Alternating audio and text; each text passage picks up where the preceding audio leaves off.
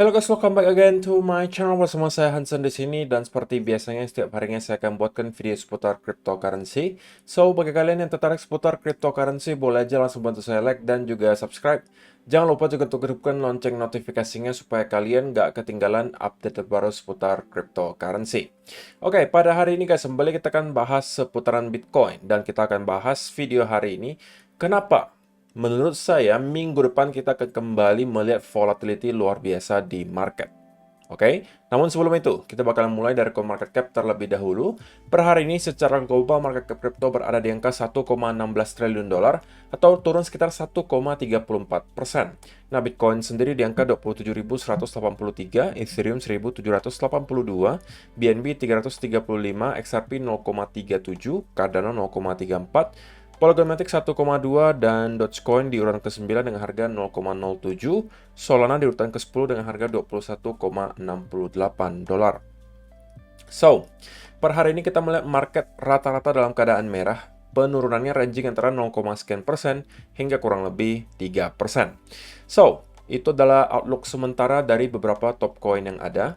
Sekarang kita masuk dulu ke beberapa berita dan data terbaru hari ini.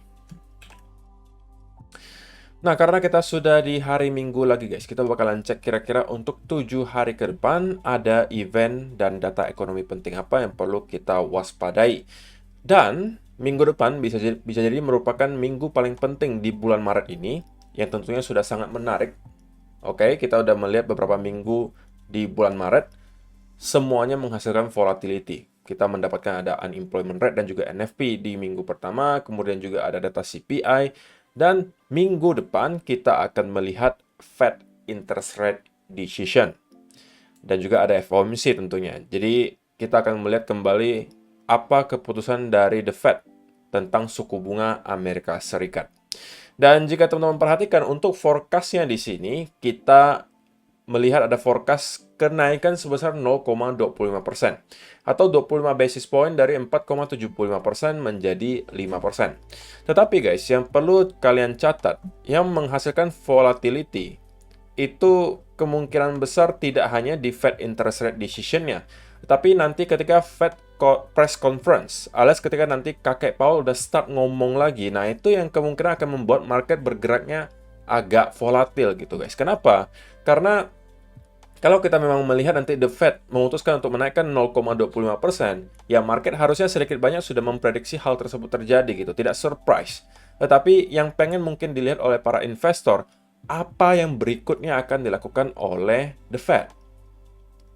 Oke, karena conference pers sebelum-sebelumnya, ketika kakek Powell ngomong, itu belum ada kasus di mana banking run terjadi. Oke, atau bank run. Belum ada Silicon Valley yang collapse, belum ada Silvergate dan kawan-kawan yang collapse, dan kali ini kita sudah melihat hal tersebut terjadi. Nah, apakah kira-kira nanti kakek Powell ketika pidato gitu ya, itu akan memberikan tone yang dovish atau hawkish. Nah, itu yang akan dilihat gitu. Dan kalau misalnya ada pembicaraan saja seputaran Fed bakalan pivot atau lebih baik lagi cut rates, ya menurut saya chance-nya masih cukup kecil gitu ya, alias mereka menurunkan suku bunga. Menurut saya itu market akan bergerak gila-gilaan ke atas. Oke, jadi ini yang perlu kalian catat nanti di tanggal 23 Maret pukul 1.30 dini hari. Tapi selain itu sebenarnya masih banyak guys, tapi di area lain ya. Di UK kita juga akan melihat interest rate decision-nya malam harinya pukul 19.00 waktu Indonesia Barat.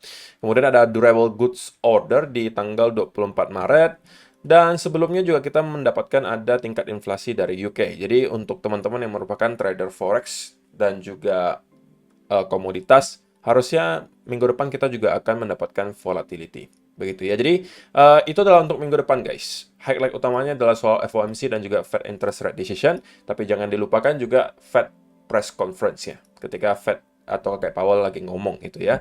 Ya walaupun saya tahu sebagian dari kalian pasti nggak akan nonton, tapi nggak apa-apa, nanti saya akan simpulkan saja untuk kalian ketika nanti harinya sudah datang. Oke? Itu yang pertama.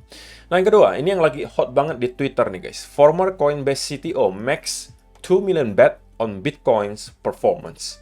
Balaji Srinivasan, ini adalah nama salah satu mantan CTO-nya Coinbase, has predicted Bitcoin will reach $1 million within 90 days. as a consequence of hyperinflation in the United States.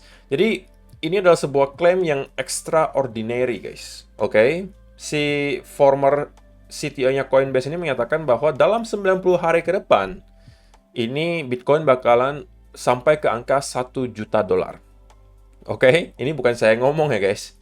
Tapi adalah seorang mantan CTO-nya Coinbase. Tapi saya nggak tahu ini konteksnya apakah bercanda, ataukah memang dia serius, ataukah memang dia cuma pengen cari views dan juga impression. Karena dia menyatakan dia siap gitu untuk bertaruh dengan siapapun.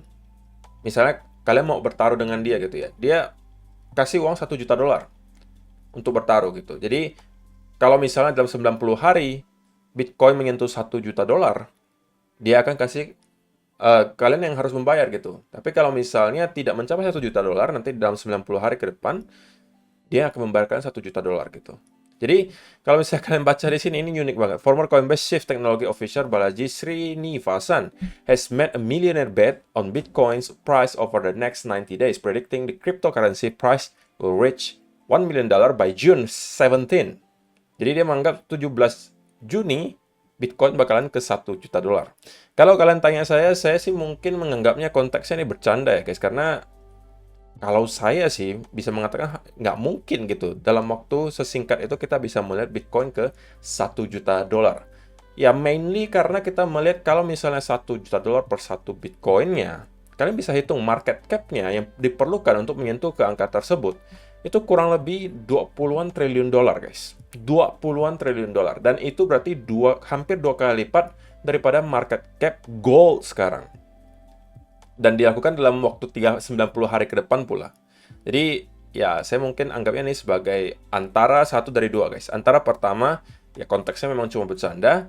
Yang kedua, ya memang dia pengen mendapatkan views dan juga impression. Ya istilahnya kayak marketing lah gitu, guys. Oke? Dan, ya kalian boleh cek ini ada juga di Twitter gitu ya. Ini bisa dicek di Twitter. Balaji namanya. Dan, odds-nya nih, you buy one Bitcoin, I will send 1 million US dollar. Jadi ini sebenarnya kalau saya dikasih kesempatan, saya juga mau gitu guys. Jadi kalau kita kalah, kita cuma bayar 1 Bitcoin. Tapi kalau kita menang, kita dapat 1 juta dolar. Why not gitu kan? Tapi ya nggak tahu lah. Ini nggak tahu juga siapa yang nanti akan jadi pemenangnya. Yang pasti ya bukan kita-kita gitu. Oke? Jadi itu adalah yang kedua. Kemudian yang berikutnya juga, kenapa kita masih akan melihat market volatil dalam 1-2 minggu ke depan. Ya saya rasa karena masih akan ada concern terhadap banking sector, guys. Tidak hanya sekarang di Amerika Serikat, tetapi di area Eropa juga mulai banyak orang-orang yang khawatir gitu. Akan ada contagion di sektor bank. Artinya akan ada penyebaran yang mungkin awalnya cuma satu bank yang collapse karena terjadi bank run. Masyarakat mungkin mulai panik dan kemudian berbondong-bondong juga mengeluarkan uangnya dari bank yang lain. Dan bisa jadi bank yang lain juga ikutan bermasalah. Makanya ketika ada bank run terjadi seperti ini, pemerintah itu harus ambil tindakan dengan cepat gitu. Tidak terkecuali juga di Switzerland.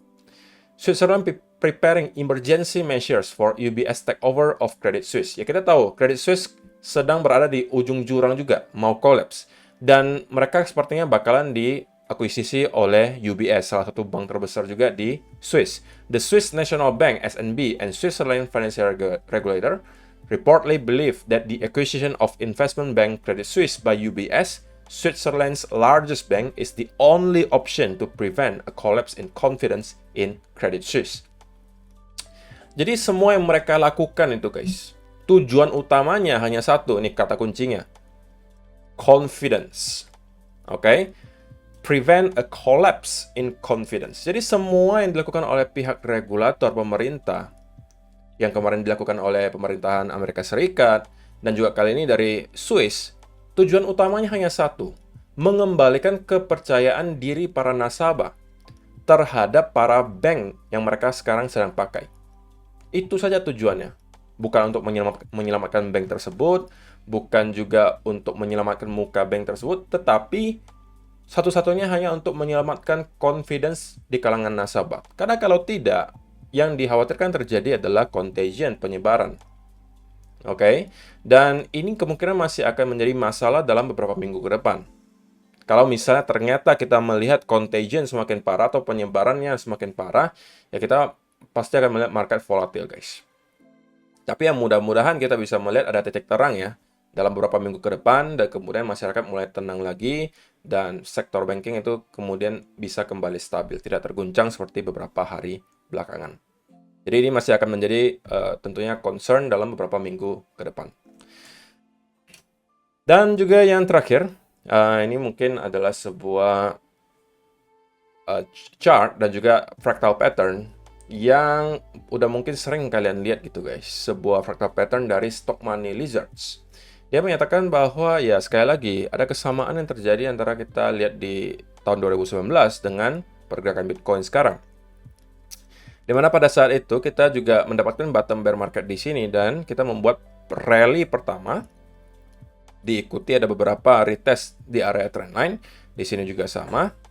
Dan ketika kita breakout, kalian bisa lihat di tahun 2019, itu kita kemudian mendapatkan pergerakan yang luar biasa ke atas. Dari kurang lebih 6.000 dolar menuju ke kurang lebih 7.250 dolar. Oke. Dan bahkan menyampai ke kurang lebih 8.000. Jadi kurang lebih berarti hampir 40% pergerakannya ke atas, guys. Kalau maksimumnya itu sampai 150%. Kalau kita lihat ke puncaknya di sini. Nah, pertanyaan selanjutnya, apakah kita juga akan melihat hal yang sama terjadi di sini, gitu ya? Memang kita ada mendapatkan beberapa indikasi baik dari chart, guys. Di antaranya adalah ini. Kita langsung masuk aja ke chart. Pertama, untuk weekly chart sendiri, kita sekarang sudah berada di hari Minggu, otomatis kita sudah menjelang closing weekly candle. Dan sekali lagi guys, kalau kita sampai mampu closing di sekitaran area 27 sampai 26.000, itu adalah sebuah indikasi yang sangat amat baik. Kenapa? Karena pada akhirnya kita mampu melihat weekly candle closing di atas area yang sebelumnya selalu mendapatkan rejection di sini. Yang artinya apa? Yang artinya sekarang kemungkinan kita akan bisa menjadikan area di sini kembali menjadi support. Oke, jadi kalaupun kita ada pullback di sini, kita udah punya tahanan lagi di sekitaran area 25.000. Target berikutnya tentunya adalah di sekitaran area 28 sampai 30.000 dolar.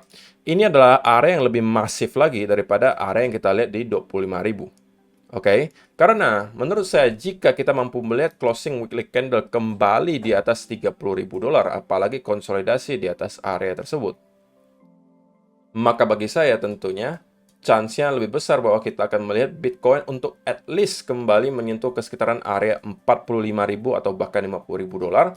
Dan dari sana kita harus lihat lagi. Kalau kita terus mendapatkan ada konsolidasi, naik lagi konsolidasi, maka bukan tidak mungkin kita bisa mencapai all-time high. Oke, tetapi untuk sementara kita jangan sampai terlalu overconfidence dulu dan mengatakan bahwa dari sini kita akan langsung menyentuh ke all-time high.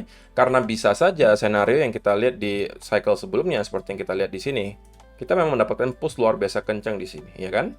Tetapi kita tidak langsung menuju ke all-time high, guys. Kita pada akhirnya terkoreksi lagi cukup dalam sebelum pada akhirnya kita baru mendapatkan all-time high yang baru. Nah, senario seperti ini juga harus kita waspadai, guys. Kalau ternyata nanti kita misalnya mendapatkan push ke angka kurang lebih 40-50 ribu, mungkin tuh teman-teman sudah bisa consider untuk start taking profit gitu. Oke? Atau at least nggak mau take profit semuanya, take profit sebagian. Karena kita bisa aja, dan bukan bisa aja, tapi pasti akan mendapatkan koreksi sewaktu-waktu, guys. Walaupun mungkin bisa aja koreksinya tidak akan sedalam di cycle kemarin, tetapi at least pasti akan ada koreksi ketika kita mencapai angka yang sudah cukup tinggi. Karena make sense gitu. Akan banyak orang yang pasti start untuk taking profit ketika kita melihat harga sudah 40 atau 50 ribuan dolar. Jadi akan sangat make sense kalau kita akan mendapatkan koreksi dari sini, mungkin akan kembali menuju ke 30.000, atau bahkan bisa di bawah itu lagi. Jadi, kalau misalnya teman-teman memang merasa pengen gitu ya untuk mengakumulasi lebih banyak Bitcoin-nya, ya caranya salah satunya bisa dengan seperti itu. Artinya jual ketika harganya terlihat sudah lumayan tinggi dan ada kesempatan besar untuk kita mendapatkan koreksi, jual dulu di sana. Nah, ketika harganya terkoreksi lagi, baru dari sana kita akan start untuk akumulasi kembali. Tapi saya pribadi sih mungkin tidak akan, kalaupun take profit tidak akan langsung saya jual semuanya, kemungkinan hanya sebagian saja. Gitu ya. Oke, jadi itu dari time frame daily, guys. Mudah-mudahan kita melihat closing weekly candle di atas area 25.300 ya. Kalau dari segi time frame kecilnya sendiri sebenarnya belum banyak perubahan yang bisa saya bawakan karena ya memang pergerakan chart dalam satu hari terakhir itu hanya di situ-situ saja, guys. Dan kalau misalnya teman-teman ada nonton video saya kemarin, saya sampaikan bahwa gitu ya, kalau misalnya teman-teman mau nekat cari trading setup pun, menurut saya lebih make sense adalah untuk short. Mungkin dengan memanfaatkan potensial double atau bahkan triple top di sini. Kita sempat breakdown memang, tapi ini hanya untuk menjemput liquidity, guys. Tapi jangan sampai teman-teman mengatakan bahwa triple top ini sudah invalidasi ya, karena untuk sekarang sebenarnya kita berpotensi sedang melakukan retest, guys. Oke, kita masih belum benar-benar closing kembali di atas area tersebut, yang menjadikan saya masih agak sedikit waspada untuk hari ini, karena saya bisa melihat bahwa Bitcoin akan start untuk merangkak turun lagi dari sini. Oke, mungkin menuju ke sekitaran area 26.600-an, atau kalau misalnya kita justru bisa mendapatkan pergerakan yang cukup impulsif ke bawah, ini bisa menjadi awal dari retest ke sekitaran area 25.000. Oke, jadi target pertamanya kalau kita drop pun, kita kemungkinan akan revisit dulu ke sekitaran area 26.500-an. Kalau pergerakannya cukup impulsif disertai bearish continuation pattern, ini mungkin teman-teman bisa menggeser lagi stop loss-nya ke arah entry kalau misalnya belum mau take profit, dan mungkin bisa menargetkan target lebih rendah menuju ke 26.000 atau bahkan ke sekitaran 25.300 sebagai final targetnya, gitu ya. Tetapi kalau untuk teman-teman yang pengen long gitu ya, untuk yang nekat mau long, sebenarnya sekarang bukan saat yang terlalu ideal gitu ya. Kalau misalnya mau long pun saran saya menunggu ketika dia sudah mampu untuk break lagi di atas area di sini, disertai dengan volume, guys. Kalau kita mampu break disertai dengan volume, kemudian pergerakannya ada bullish continuation pattern, nah ini baru teman-teman bisa manfaatkan kembali untuk masuk long setup. Tapi untuk short term banget, bagi saya probability-nya akan lebih tinggi bahwa kita akan masih melihat Bitcoin untuk start merangkak turun menuju ke sekitaran area 26.700 sampai 26.500. Oke, jadi itu adalah pergerakan untuk short term. Baru nanti kita akan update lagi kira-kira apa yang akan terjadi di beberapa hari berikutnya di video besok. Oke, so itu aja sih untuk video hari ini, guys. Terima kasih yang sudah menonton sampai selesai. See you in the next video. Bye-bye.